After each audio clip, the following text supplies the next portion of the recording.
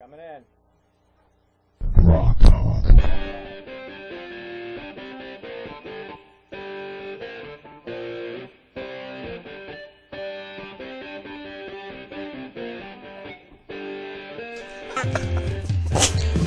What? I wasn't listening.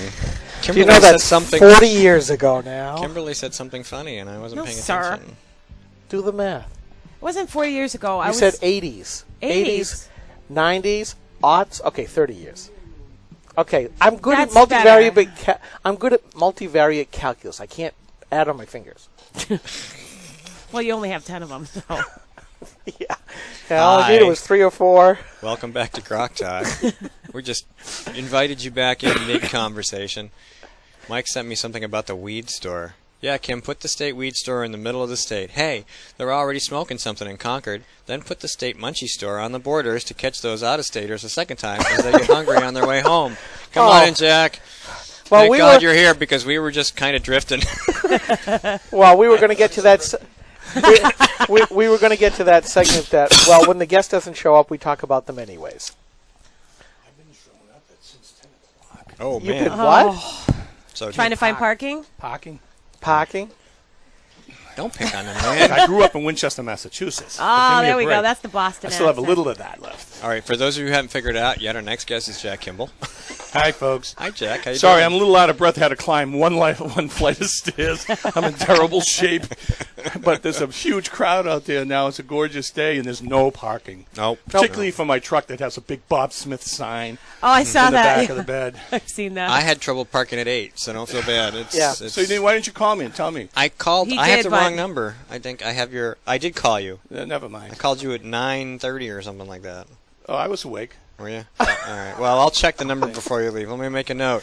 Jack's correct phone number. 235-28. No, I'm not going to tell anybody else. So then the phone Too will late. start ringing. You'll be getting prank phone calls.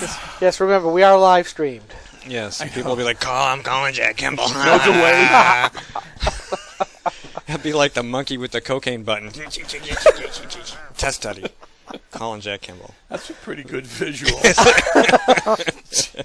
So anyway, welcome to the show. Thanks. How you doing? thanks. How's the campaign going? Actually, it's going very, very well. And, I'm glad you had me on because I get a chance to tell people things that they don't know. And, of course, Karen Testament's dropping out and getting behind Bob was huge. I think it was unprecedented in the right number? state of New Hampshire. Yeah. Okay, I did call you. Yeah. You got a voicemail. Anyway, please You go just ahead. ruined my thought. You didn't ask. Indeed. You were talking about And- Karen.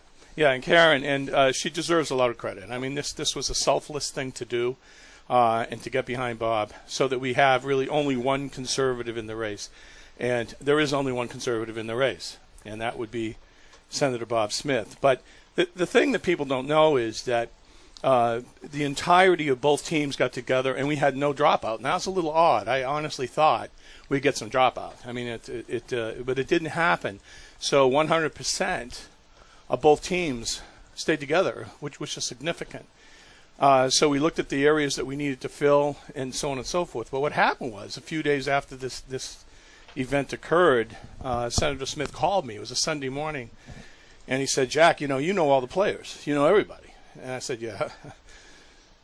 And he says, well, we need to pull this thing together and really get it going. I'm all excited about this. And yeah.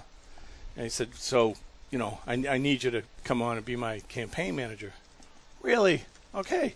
That wasn't something I was thinking about, so I said, Senator, I have to go talk to my wife, my actual boss. So we've been through a lot, and we're going to, have a discussion about this, and then I'll call you back. But, I did, and I went at my front porch after I hung up with the senator, and I said to my wife, I said, Donna Marie, look, it's not something I was thinking about, but, maybe it's time. And I can't think of a better thing to do right now. And I look at this very differently than politics. I look at this as a guy who's a patriot and loves his country, and working for a guy who is a patriot and loves his country. And that's what I'm doing. And so I talked to her about it, and she said, you know what? Yeah, let's do it. So with that, I went up and told him that I'll take the job. And that's how it all happened. But going back a little bit in time, when Bob did get into the race, we had two strong conservative candidates, Karen and Bob. We had a couple campaign meetings, and one was Jack, why don't you go meet with Bob, see if he'll meet with you, and let's try to protect that block of conservative votes. I mean, the key to us was that no matter what happened, we had to somehow get an agreement between these two individuals, quality individuals, that based on certain criteria, just before registration week, that only one of them would be on the ballot. Because otherwise, both would lose. It happens so often in the state of New Hampshire, ever since in my lifetime. And you have too many conservatives running, and none of them will get out. Yep. And as much as I admire the fact, because I ran for governor, we had a 4-way race, and if we had constricted consolidated, we had a chance. But the bottom line, we have a different situation here that John Stevens I consider to be, he's a good guy, he was a conservative. I didn't have an issue and joined his campaign after. But in this case, it's a stark difference. And I think that right now we do have one strong conservative in the race. But the other thing that happened was I had that meeting with Bob. And I sat down with him in my kitchen, in my house, and I just said, Senator, why are you doing this for him? And he said, Jack, my country is in trouble. I can help. And that's the reason I'm here. And the other thing he said was profound to me, which was, I don't want to be known as the generation that loses America. I want to be the generation that saves her. Now, that sends chills up my spine. I basically said, okay, those are good reasons to do what you're doing. But so then I had the conversation about, listen, we got a voting block, 40%, whatever it is, that we got to protect. And we got to make sure that going into the primary, we come out victorious. And the only way that's going to happen is that only one of you are on the ballot. Would you be willing, before registration week, given certain criteria, to sit down with Karen and only one of you come out of that meeting so that we have pretty much a guaranteed victory? And he said, Jack, absolutely. If the criteria is there, I have no problem with that at all. So I said, fine.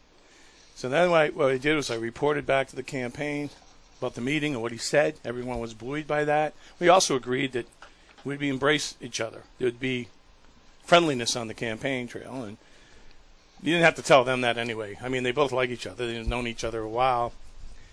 And then I had a subsequent meeting with Karen there with him.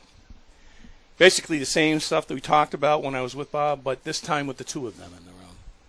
And they both agreed, eyeball to eyeball, that that's what they would do.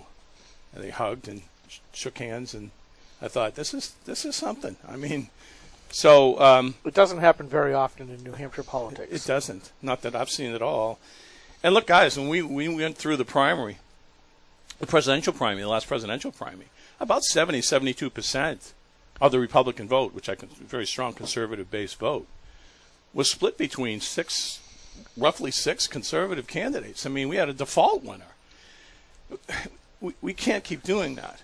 And I would have to say to you, I mean, I went through Herman Cain was my first choice, and after that it was Newt, and then after that was like, and after that, it's like we can't keep doing things like that. We've got to at least be willing, as conservatives and the strong base of this party, to say, let's have a preliminary primary, but before registration, or even if they can't do it before registration, sometime before the actual primary, they get in a room and somehow hammer out a way to come out of that room with only one person. But that's rare. It's very hard to do, because if you're going to run for that level of office, you have to have, and let's be honest here, you have to have a certain level of ego that says, I have the skills and I have to be that person. And to some degree, it's warranted. In some people, it's unwarranted. But I can think of a couple people. No, Jack, not you. But it is a case where it's a hard decision for when you've got people who are kind of equal, for whether them to stand aside. So for Karen to have done that, and you have to say it is a good thing. Now there's still 3 candidates left in the race: Jim Rubens, Bob Smith, and Scott Brown, who was the shall I say, the butt of our Whiskey Tango Foxtrot moment here. That will be a common segment on Granite Grok and GrokTALK going forward, because he ran away from a Guardian reporter, just like he keeps running away from GrokTALK. Heard all about it. Oh, yes, I'm quite sure. Yep. It's all over New Hampshire news. Jesus. What is the game plan going forward? What is it that Bob Smith offers that neither Jim or Brown offer? One of the things, and I want to preface what I'm going to say by saying this, a lot of criticism has been put forth. You and I discussed, and I have certainly been a proponent of when I was running for governor, term limits, and those discussions have been held, and a lot of people are in favor of that for obvious reasons. But when you do get somebody that goes to Washington and does everything they say they're going to do, stands tall for the country, the Republic, the Constitution, votes 98.6% of the time for constitutional conservative values, 100% record on Second Amendment issues, 100% on life, infamous with POW and MIA situation, and getting our folks back. But you want to keep people like that, in my view. It's really our job to be the term limiters. I agree with doing a sucky job of it right now, but it is our job. And that's what the founders really wanted to see, or that they'd leave on their own, or, we get rid of them if we didn't think they were doing the job. It's a sad state of affairs when you look at the electorate today and what they're doing. But given that, and having said that, you have something very stark in the form of Bob's record to prove his credentials and his bona fides. I mean, this guy is the consummate conservative. This is a guy who stood on principle the entire time he was in the Congress and the U.S. Senate, never wavered at all. And I think, quite frankly, and I've been here about 6 months shorter than he was here, I would come out and say this. He's probably if not the best, one of the best congressmen and senators, U.S. senators, this state has ever had the honor and privilege to have, and I am honored and privileged to get behind him. But you asked me a question. Here's the answer.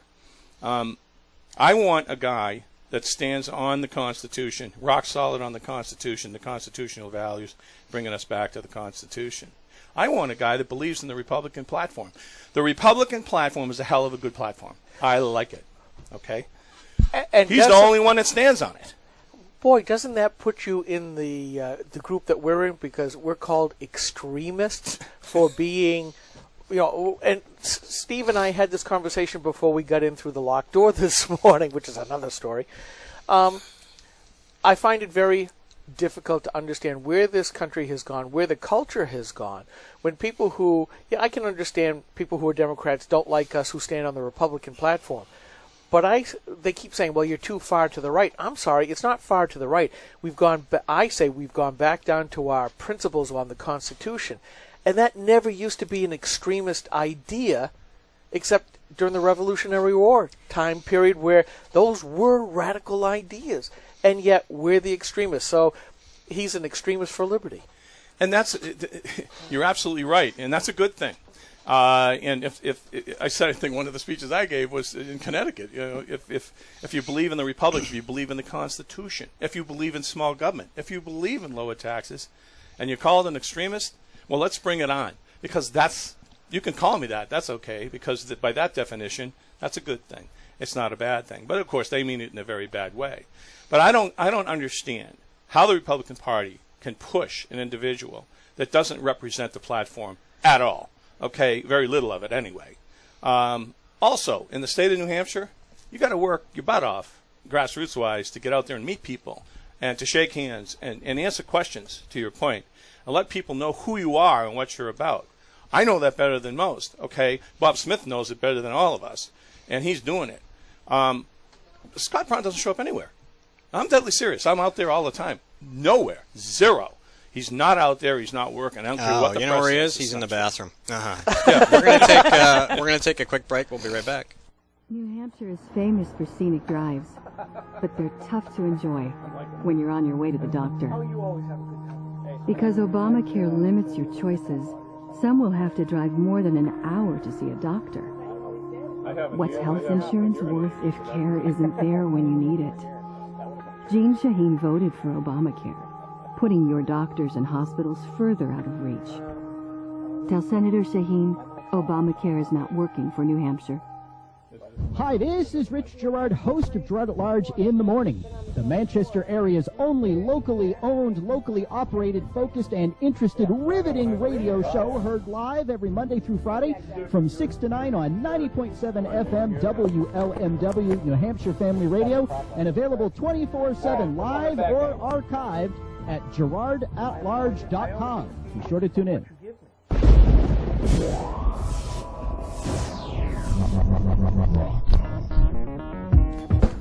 All right, we're back. If you were listening to us on the break, which apparently is an ongoing problem.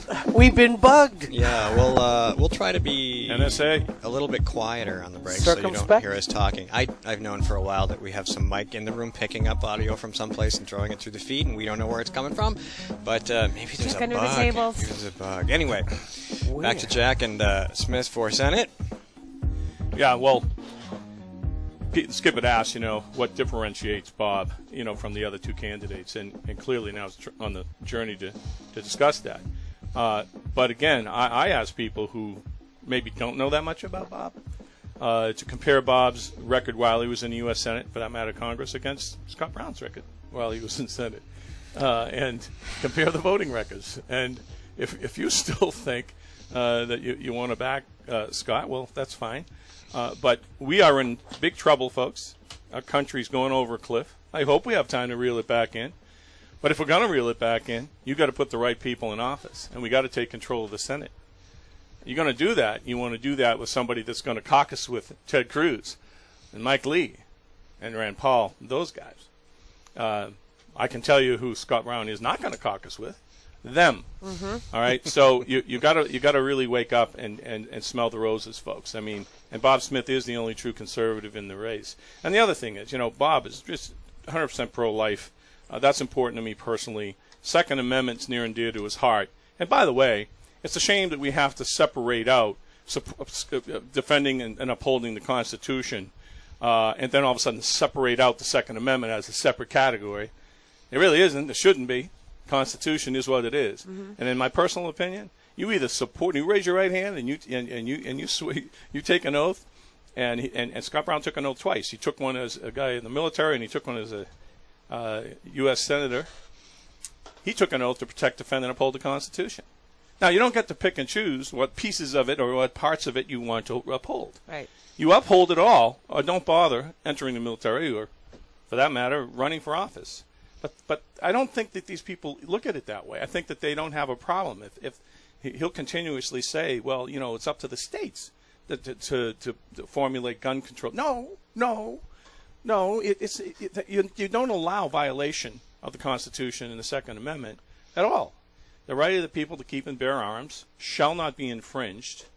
That's a pretty black and white statement. Yeah. There's no gray area in that statement. It's not their rights to take away from us. No, it isn't.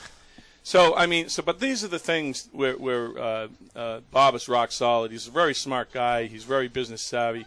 He also is a very, very tight spender, I can tell you personally. He will guard your bucks with his life. But the other thing he is he's an extraordinarily humble and principled man.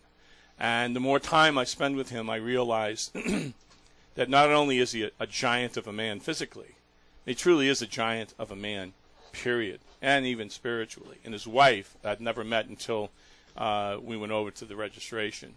Mary Jo is just one of a kind. He did marry up. But, I'm just saying, all right? But she's really phenomenal. Yeah, well, maybe. But you asked me how the campaign was going earlier, Stephen, and I got to tell you, it's exploded. Everywhere he goes, people are coming up to him. I witness it. Two quick stories before I get into it. I hope you let me talk. Well, you don't have to let me. I'm going to do it anyway. He owns the. Yeah, buttons. I know. He's going to control the mic. I can make sure he doesn't interrupt you. Yeah.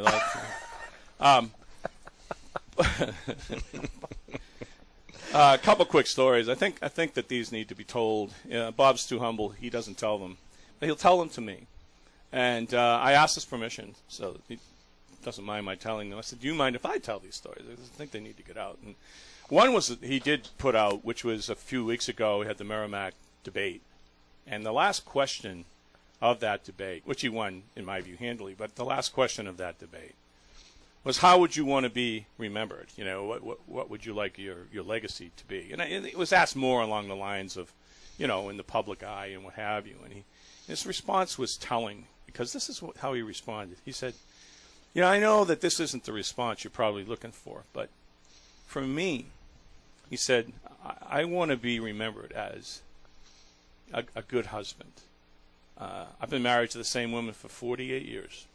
And she says she still loves me. It's a big deal. I want to be remembered as a good dad. And I want to be remembered as a good granddad. Those are the things that are most important to me. But then he said something that told this quick story. He said, just to answer your question, I don't know. This is one thing that sticks out in my mind. There's so many things that I've seen and done. But one thing that sticks out in my mind, I got a phone call while I was a senator that was from a woman from Massachusetts. And this woman called up, and she's very emotional. She's 80 years old. And she said, Senator Smith, I've got word that they found my brother's plane wreckage at the top of some mountain in a country that wasn't all that friendly to us at the time. And she said, and he was head of the POW MIA committee, and he said, well, why are you calling me? And she said, well, he said, because you ought to be calling Senator Kennedy or Kerry or both. And she said, oh, I have, but they won't do anything. He said, well, what can I do? And she said, well, confirm it's been discovered, and if so, can't we go get him? Can't we get his remains? He said, let me see what I can do. So he makes a couple of phone calls. He gets hold of the DOD. They said, yeah, we know where it is now. It's been discovered. And they talked about why they couldn't go get it, the remains. And Bob said, BS. You put a team together, you go in and get them, and you come the hell back with them. And that's exactly what happened. There were no incidents. They went in and they got his remains, and they brought them back. What happened after that is even more profound. He said, Jack, he said, I didn't know at the time, because I was going to go and did go to the ceremony, and I knew military protocol was to present the flag to the next of kin. And little did I know, there were 3 more sisters, all elderly, but that were going to be there. So that day he sends, I don't know who this guy is, I got to find him out. He says, I sent my guy out, says, go get 3 more flags, hurry up. And he found 3 more American flags. He said, so what happened was, and they didn't know what protocol was, and there wasn't a dry eye in the place. He said, I'll never forget it. It was like the man died the day before. And he said, but 4 American flags were presented that day to each and every one of those women. And he said, and I never have forgotten the emotion and the reaction. And everyone sat there for it. It was like, I'm tearing up. I'm just sitting there, and I went, that's the guy I want. It gives that much of a damn that he would do that and make sure. Even then, he said, oh, and by the way, Senator Kerry and Kennedy, they didn't show up. Shocker. So that's one quick story. 2 weeks ago, the senator was in Conway, and he was at an event where he spoke. And he finished a Q&A, and he was just talking to people. And the guy came in and said to him, Senator, somebody wants to talk to you outside. And the senator was, he's in the midst of all these people, and he wants to meet me outside. Yeah. He's pretty insistent. All right. So the senator walks out the door. It's no kidding. As soon as he spots this little guy, little scruffy guy, scruffy hair, scruffy beard. He almost looked homeless. And he said, as soon as I walked out the door, this little guy ran up to me, grabbed me, and started hugging me and sobbing his eyes out. So I know what was going on. So he says, son, what's wrong? What's this about? And he said, I never thought I'd ever get the opportunity. I owe you so much. He said, well, you don't owe me anything. He says, yeah, I do. Yeah, nobody would let me have my Purple Heart, and you got it for me. You did that, and I never forgot it. And Bob said, son, You earned that. And this is going on all over the state. Nobody has to convince Jack Kimball about the bona fides of this guy, but I want to convince other people about the bona fides of this guy and make them realize they're making a huge mistake if they think for 1 minute somebody other than him should be the nominee of this party going into this election. And that's another thing. When we talk about Jeanne Shaheen and her positions, she's about 99.5% lockstep with Barack Obama. And I heard a friend of mine the other day, and I went at him on this, and I'm going to tell you what happened. He says to me, Jack, I was at an event the other night. Billy Shaheen was there. And he was talking about how unified the Democratic Party is and how disunified and disjointed the Republican Party is. And I said, well, first of all, let me tell you something, okay? The Republican Party has a lot of independent thinkers, okay? We're not going to be like lemmings and walk over a cliff, and I say that to every Republican out there. Don't be like that, okay? Be an independent and principled person. I said, but I want you to think of something else. I want you to think of this. The Democratic Party is unified, pretty much. They're unified in one major thing. In the complete and utter destruction of the United States of America. That's what they're unified in. That's what they're doing. And they don't seem to have a damn problem with it. Now, to me, you ought to be an American before you're anything else. You ought to think like that. If you're an American, you ought to believe in your republic. You ought to believe in your country, the Constitution, small government. You should believe in those things. And if you do, you need to part company with those who don't. And you need to start making some noise and voting the other way. Because quite frankly, this party or nothing, power and party politics doesn't ring with me anymore. Okay? It just doesn't. You got to start blurring the R and the D and make people realize that the country's at stake. And Democrats are Americans too. So I thought. And they got to wake up. And we got to pull together and reel this all back in. We got about 30 seconds. Can you give us some contact info? Yeah. You can get Bob Smith for USSenate.com. And quickly, we got a big event coming up. It's the Confederate Railroad Freedom Rally. And you can still get the information at Bob Smith for USSenate.com on August 29th, all day, 2 to 10. Buy tickets. They're only $20. That's right. A huge thing. Thanks for coming in, Jack. This is GrokTALK. I'm Steve McDonald here with Skip Murphy and our guest host, Kimberly Moore. Yeah. All right. Thanks a lot. We'll be back next week with more news, more discussion, more conversations, and more GrokTALK. Have a great weekend.